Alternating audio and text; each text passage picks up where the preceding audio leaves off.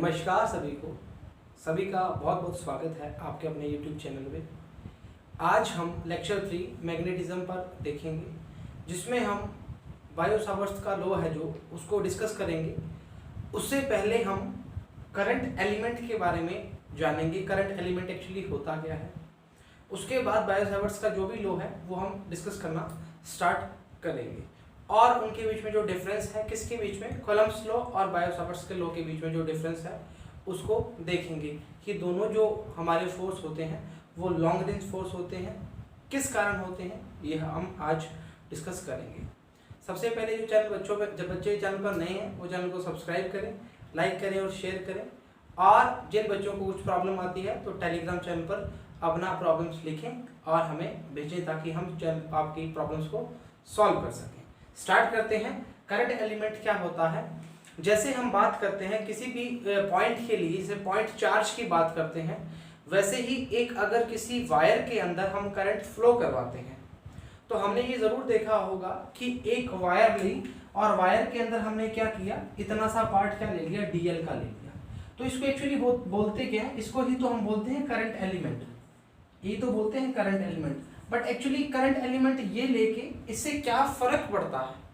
तो हम ऐसा बोल सकते हैं कि पूरे तार का अगर हम इंटीग्रेशन कर लेंगे इसके रिस्पेक्ट में, मान लो ये एक 0 से लेके 1 मीटर की तार है, तो 0 से 1 तक लिमिट लगा देंगे तो उसके पूरी तार के लिए जो करंट एलिमेंट की वैल्यू है या उसकी मैग्नेटिक फील्ड की वैल्यू है इस पॉइंट के लिए, जो बायो-सावर्ट्स लॉ में पढ़ेंगे उससे हमें पता लग जाता है। या ऐसे बोल सकते हैं किसी भी पॉइंट के लिए, जैसे मान लो ये ए बी की बात कर रहे हैं, तो इस ए बी पॉइंट के लिए जो करंट एलिमेंट की बात करेंगे, जो इस एलिमेंट में बहने वाला जो फ्लो होने वाला जो करंट है उसकी वैल्यू, और जो हमने करंट एलिमेंट की वैल्यू लिखी है एक्चुअली डीएल, वो क्या है, उसका करंट एलिमेंट जाना जाएगा। ये क्यों पढ़ रहे हैं, बिकॉज हमारा जो बायो-सावर्ट्स लॉ है उसमें हम करंट एलिमेंट यूज करके फील्ड के जो हमारी फील्ड बनेगी उस पे हम क्या करेंगे, चर्चा करेंगे। तो स्टार्ट करते हैं। करंट एलिमेंट क्या होता है, लिखते हैं product of length of any element and current through it is called current element. Current element is a vector quantity, its direction in the direction of current. तो बिल्कुल सिंपल चीज है, ये बताना जरूरी था क्योंकि बेसिक नॉलेज वेरी इंपॉर्टेंट। अगर बेसिक नॉलेज नहीं होगा तो काम बढ़ना स्टार्ट नहीं होगा।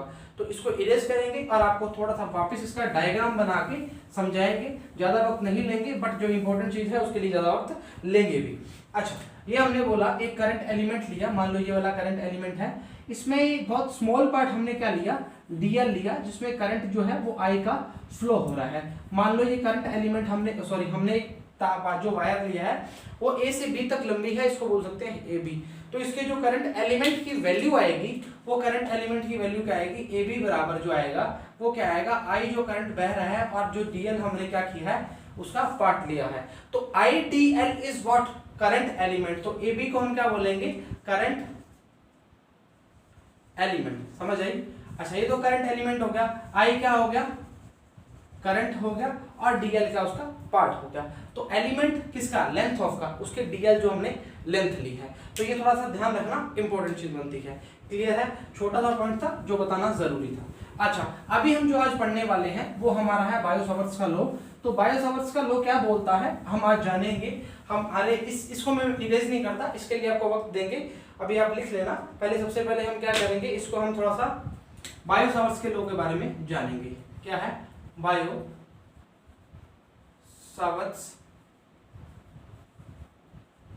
लो। अच्छा, अभी क्या होता है, ये ना, अभी क्या होता है कि जैसे हमने बोला गया कि किसी पॉइंट के लिए मैग्नेटिक फील्ड की बात करते हैं, वो पॉइंट की कैसे बात करते हैं वो मैं बताता हूं। जैसे मैंने बोला इस पॉइंट के लिए मैग्नेटिक फील्ड फाइंड करो, जैसे मान लो ये पॉइंट पी हो गया, ठीक है, पी पॉइंट होगा, इस फील्ड के लिए आप मैग्नेटिक फील्ड की बात करो। तो आप बोलोगे सर इस पॉइंट के लिए मैग्नेटिक फील्ड कैसे बताएंगे, इसके आसपास तो करंट का फ्लो होगा तभी तो हम बात करेंगे। तो बिल्कुल बोला, करंट की वैल्यू हम कुछ बोल देते हैं या दे देते हैं आपको, ठीक है। अभी क्या हुआ, सबसे पहले जो कूलम्ब्स लॉ था, कूलम्ब्स लॉ के लिए हमने क्या किया, कूलम्ब्स लॉ की हमने बोला कि किसी भी तो चार्ज की बात कर रहा है, उस चार्ज के साथ कुछ डिस्टेंस की बात करेगा तो वो कूलम्ब्स लॉ के लिए बात कर लेगा। उसको देखे देखे हमने बोला ग्रेविटेशनल लॉ लगा दो, ग्रेविटेशनल लॉ के लिए हमने क्या बोला मास की जरूरत पड़ेगी, तो मास के साथ हमने जो बात की तो हमने क्या बोल दिया, ग्रेविटेशन लॉ बना दिया। वैसे ही बायो ने क्या देखा, बायो ने देखा कि अगर हम चार्ज की बात कर रहे हैं या किसी करंट की बात कर रहे हैं, उस करंट के लिए हम क्या करेंगे, फील्ड की बात करेंगे, उस मैग्नेटिक फील्ड के लिए क्या लेंथ में फर्क पड़ेगा या नहीं पड़ेगा, सबसे पहला क्वेश्चन। सेकंड क्वेश्चन बनता है, क्या थीटा के कारण उसमें फर्क पड़ता है या नहीं पड़ता। थीटा का मतलब क्या हो गया, अगर मैंने बोला कि जैसे मान लो ये वायर है, एक पॉइंट यहां पड़ा है, एक पॉइंट यहां पड़ा है, एक पॉइंट यहां पड़ा है, एक पॉइंट यहां पड़ा है, ये बन गया कितना 90, ये बन गया 75, मान लेते हैं 135 बोलो, ये बन गया कुछ और ये बन गया 0 डिग्री, करंट की डायरेक्शन में बोल रहा हूं ना, तो करंट की डायरेक्शन में ये बन गया कुछ थीटा या 45 बोल दो। तो इससे क्या फर्क पड़ेगा, तो बायो सावर्त ने देखा तो थीटा एंगल का उस करंट एलिमेंट के कारण कुछ ना कुछ फर्क पड़ रहा है, मतलब जो करंट है उसमें फ्लो कर रहा है, किसके ऊपर, मैग्नेटिक फील्ड के ऊपर, मतलब डीबी के ऊपर। अब डीबी से क्या है, वेक्टर क्वांटिटी है, तो डीबी वेक्टर क्वांटिटी है, तो हमने बोला इसका मैग्नीट्यूड भी होगा और इसकी डायरेक्शन भी होगी, तो मैग्नीट्यूड होगा और डायरेक्शन होगी, तो हमने बोला थीटा के कारण तो फर्क पड़ेगा। अगर हम करंट की बात करते हैं, करंट की बात करते हैं, तो हम बोलते हैं करंट में क्या करते हैं, वेक्टर रूल्स को पालन नहीं करते, वेक्टर रूल्स को फॉलो नहीं करता, तो ये क्या है, एक वेक्टर क्वांटिटी नहीं है। तो यहां पर अगर एंगल चेंज हो जाएगा तो वेक्टर क्वांटिटी नहीं बन पाएगी, इसलिए क्या बोला, उसकी थीटा पे डिपेंडेंसी होती है, किसकी, मैग्नेटिक फील्ड के रिस्पेक्ट में। और ये कौन से रूल पे वर्क करता है, तो हम बोलेंगे राइट हैंड पाम रूल पे ये वर्क करता है। कौन से रूल पे, राइट हैंड पाम रूल पे ये वर्क करता है। तो एक एक करके हम सभी काम करना स्टार्ट करेंगे। सबसे पहले जो हमारा काम है वो हमारा काम है डायग्राम बनाना और उसको समझना, फिर हमारा काम है उसको हम समझेंगे और एक डिराइव करेंगे फॉर्मूला। ठीक है, स्टार्ट करते हैं जी। मान लो ये करंट की डायरेक्शन है आई, इसमें आई करंट फ्लो हो रहा है। अब मैंने क्या बोला, ये जो पार्ट है बहुत छोटा होता है, बट मैंने समझाने की दृष्टि से आपको क्या लिया, इसको डीएल लिया। ठीक है, ये डीएल ले लिया।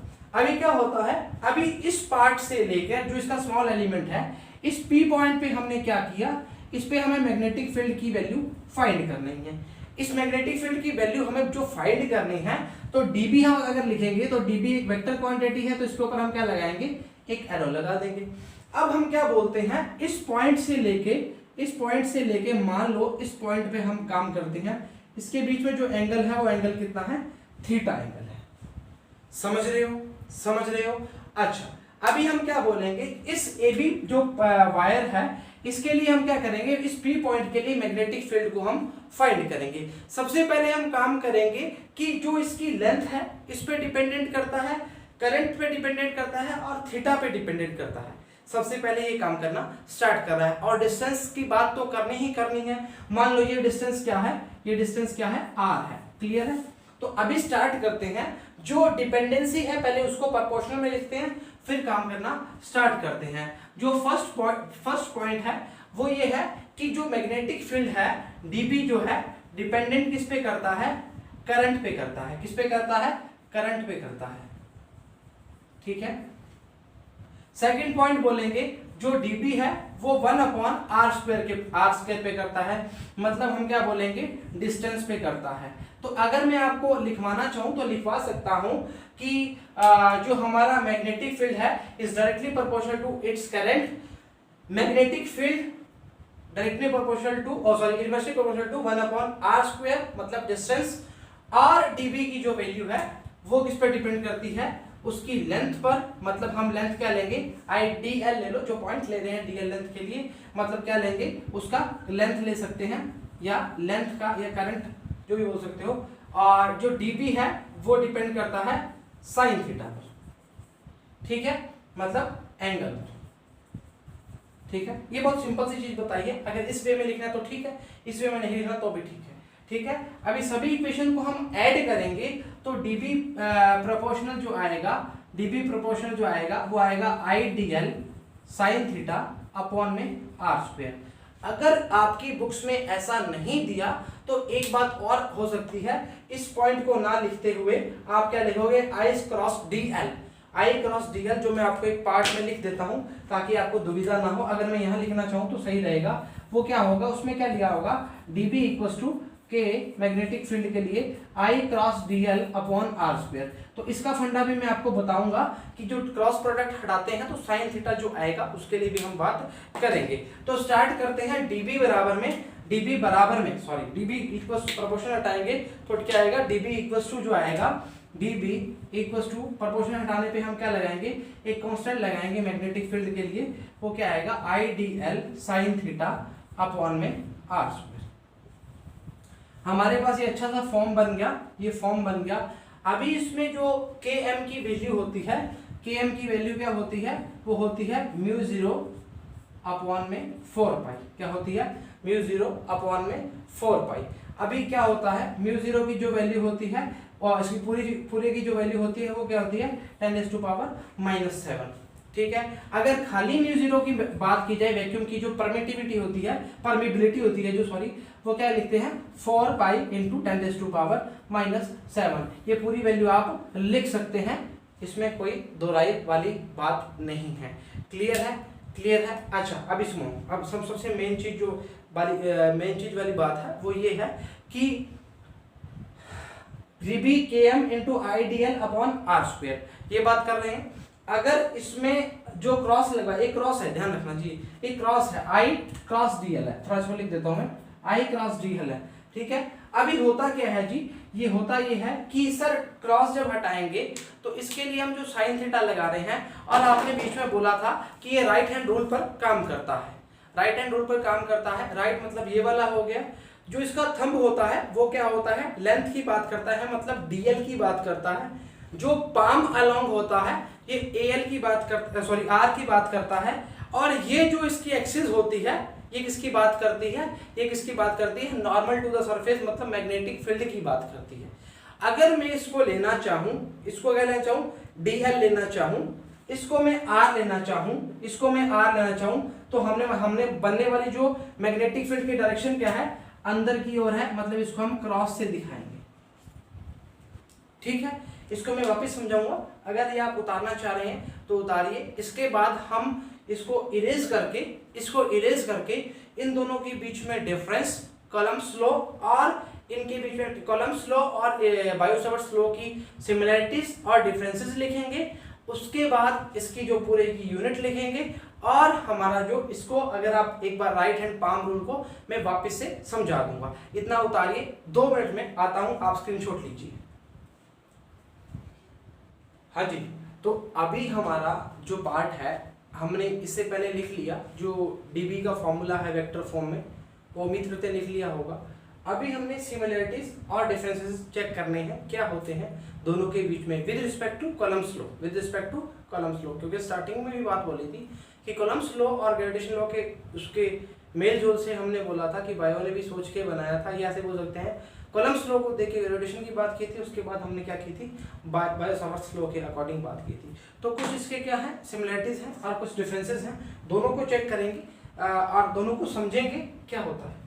तो लिखा हुआ है both laws are long range, तो हम बोल सकते हैं कॉलम्स लॉ है वो चार्ज के लिए हम बात करते हैं, लॉन्ग रेंज है। इसके लिए भी हमने एक पॉइंट लिया था, उस पॉइंट के लिए हम क्या करते हैं, बात कर सकते हैं मैग्नेटिक फील्ड की, dB की वैल्यू बात कर सकते हैं। तो मैग्नेटिक फील्ड फाइंड करने के लिए हमने dB का जो यूज किया था वो इसके अकॉर्डिंग किया था। और हमें जो मेन बात याद रखनी है वो याद रखनी है कि लॉन्ग रेंजेस फोर्सेज है। क्लियर है। सेकंड है फॉर बहुत सुपरपोजिशन की बताने की जरूरत नहीं है। अगर बात करेंगे कि अलग अलग मैग्नेटिक फील्ड की बात करेंगे, V1 V2 V3 या dB की जो टोटल बात करेंगे, उसके लिए जो बात करते हैं वो भी क्या होगा, इसके लिए एप्लीकेबल होगा with respect two columns law. Clear है। थर्ड जो हमारा पॉइंट है, similar two point charge current element produce the field, तो हम बोल सकते हैं कि जो पॉइंट चार्ज होता है आसपास अपने क्या बनाता है, एक फील्ड बनाता है। फील्ड का मतलब क्या हो गया, जिसमें मैग्नेटिक फील्ड भी क्रिएट होती है, इलेक्ट्रिक फील्ड तो होती ही होती है। प्रोड्यूस क्या करता है, वो अपना क्या करता है, एक फील्ड जनरेट करता है which is inversely proportional to square of the distance. अगर हम कॉलम्स लॉ की बात करें तो कॉलम्स लॉ का जो फॉर्मूला होता है वो होता है KQ1 Q2 अपॉन में R स्क्वायर। क्लियर है। दो पॉइंट चार्जेस की बात करता है। और इसका हमने जो dB फॉर्मूला अभी जस्ट पढ़ के आए हैं वो क्या है, म्यू 0 अपॉन 4 पाई IDL sine theta upon R square. अब यहाँ से कई चीजें बनेगी, मैंने आपको बताया भी था, एंगल का जो थीटा का जो फॉर्म है वो किस किस के कारण हम चेंज होगा तो क्या प्रॉब्लम होगी, चेंज नहीं होगा तो क्या प्रॉब्लम होगी, ये बात आपको मैंने बता दी है। क्लियर है? अच्छा, अगला ये तो हमारी होगी सिमिलरिटीज, और जो मेरे को लगता है होपफुली आपको समझ भी आ गए होंगे।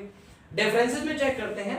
सबसे डिफरेंसेस एक्चुअली मेन है। हम सिमिलरिटीज में तो हम बोल सकते हैं कि आर स्क्वायर मैच कर रहा है, फील्ड को मैच कर रहा है, सब कुछ मैच कर रहा है, बट पॉइंट इज क्या, डिफरेंसेस कैसे करेंगे, चेक करते हैं।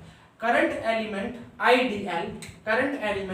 IDL is a vector quantity. Starting में ही बोला था डीबी की जो बात कर रहे हैं, करंट की जो बात कर रहे हैं, वो हम किसकी बात कर रहे हैं, vector quantity. But in columns law जो डेल्टा क्यू है हमारा, वो क्या है, एक स्केलर क्वांटिटी है। वो क्या है, एक स्केलर क्वांटिटी है। फर्स्ट हमें समझ आ गया, इसमें तो कोई दोहराई नहीं है, चार्ज की बात करी हुई है।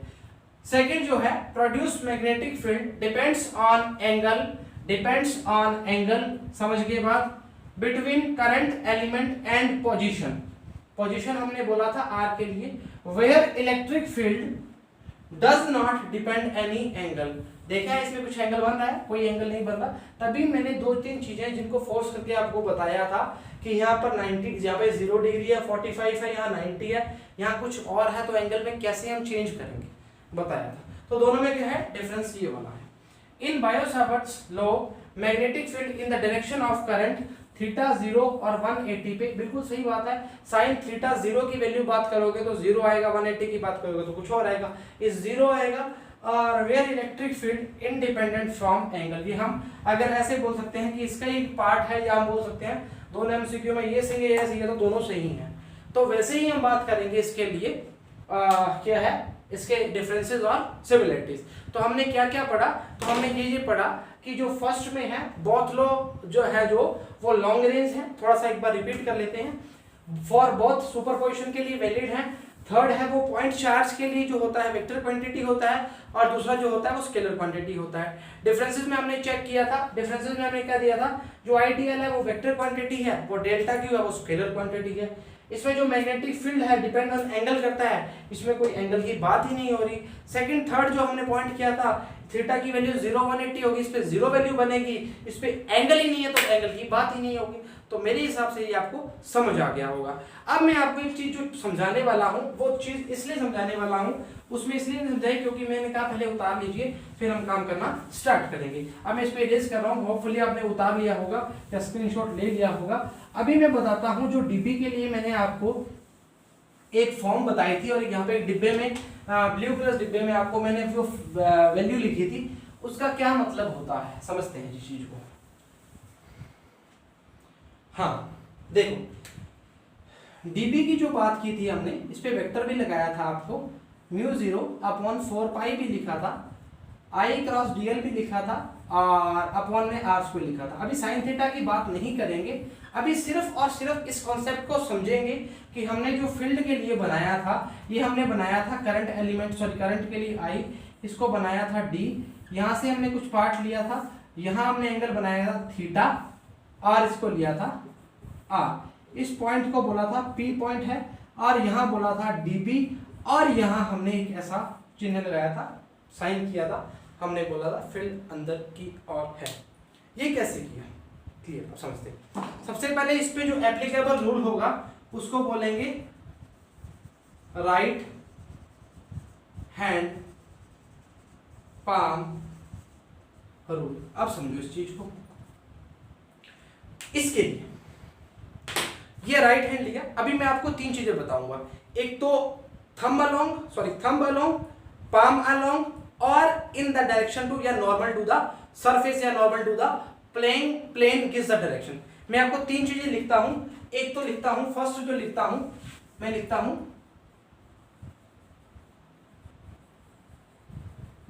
Thumb along, second palm along, third जो है हमारा, ऐसे थर्ड वाले को हम रुक जाते हैं, या ऐसे बोले नॉर्मल टू द प्लेन, ऐसे लिख देते हैं normal to the plane gives the direction of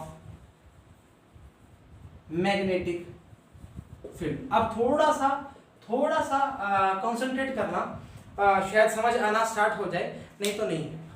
तो अगर मैं बोलूंगा कि थम अलोंग को हम अगर डीएल बोलते हैं, पाम अलोंग को अगर आर बोलते हैं, जो मैग्नेटिक फील्ड की डायरेक्शन है वो क्या है, डीबी है। बिल्कुल तरीके से अगर काम करना स्टार्ट करोगे तो काम बनना स्टार्ट हो जाएगा, नहीं तो हाथ मिलते रह जाओगे। ये लिया राइट हैंड पाम रूल की बात करते हैं। इसको ऐसे इसलिए रख रहा हूँ, इसको पहले ऐसे रखता हूँ क्योंकि आपको समझ आ जाए, उसके बाद काम करना स्टार्ट करते हैं। अब देखो थम अलोंग क्या है अपना, डीएल है। थम अलोंग हमारा क्या है, डीएल है। उसके बाद मैंने पाम अलोंग जो बात की है वो मैंने बात की है आर की। वो मैंने किसकी बात की है, आर।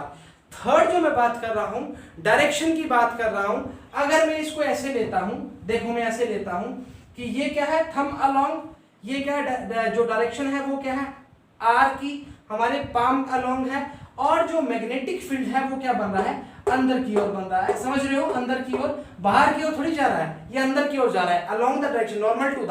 तो नॉर्मल टू द तो ऐसे ही रहेगा ना, नॉर्मल टू द प्लेन। क्या लिखा है, नॉर्मल टू द प्लेन लिखा है। अब कई बच्चों को प्रॉब्लम आएगी, सुनो, I क्रॉस जे, तो मैंने बोला I क्रॉस जे बराबर में क्या आएगा, K आएगा। तो K क्या है, मैग्नेटिक फील्ड, I क्रॉस जे क्या है, मैग्नेटिक फील्ड। समझ आई मेरी बात। तो यह क्या बोलना चाह रहा है कि जो थंब की बात कर रहा है वो किसकी बात कर रहा है, डीएल की बात कर रहा है। जो हमारा पाम अलोंग की बात कर रहा है वो आर की बात कर रहा है, और जो के की बात कर रहा है या हमारे जो नॉर्मल टू द प्लेन की बात कर रहा है वो डीबी की बात कर रहा है। सबसे पहले बात, तो ये क्या हो गया हमारा राइट हैंड पाम रूल भी हो गया, बायो सावर्ट्स लॉ भी हो गया, करंट एलिमेंट भी हो गया, सिमिलरिटी और डिफरेंसेस भी हो गया। होपफुली सभी को लेक्चर समझ आया होगा। पसंद आना मुश्किल है तो समझ आना बहुत जरूरी है। पसंद आया होगा तभी तो समझ आया होगा। तो इसको हम जो है हमने कवर किया है। μ0/4π की जो वैल्यू होती है 10⁻⁷ हेनरी अपॉन मीटर लिख सकते हो, या tesla into metre upon ampere लिख सकते हो, या weber upon ampere into metre लिख सकते हो। जैसे आपकी इच्छा है वो यूनिट आप तीनों यूज कर सकते हो, उसमें कोई प्रॉब्लम वाली बात नहीं है। तो आज के लिए इतना ही। कल मिलते हैं बायो सावर्ट की एप्लीकेशन के साथ जो बहुत इंपॉर्टेंट है, और उम्मीद करते हैं उसके साथ कुछ न्यूमेरिकल भी लेंगे। तो आज के लिए इतना ही। जय हिंद।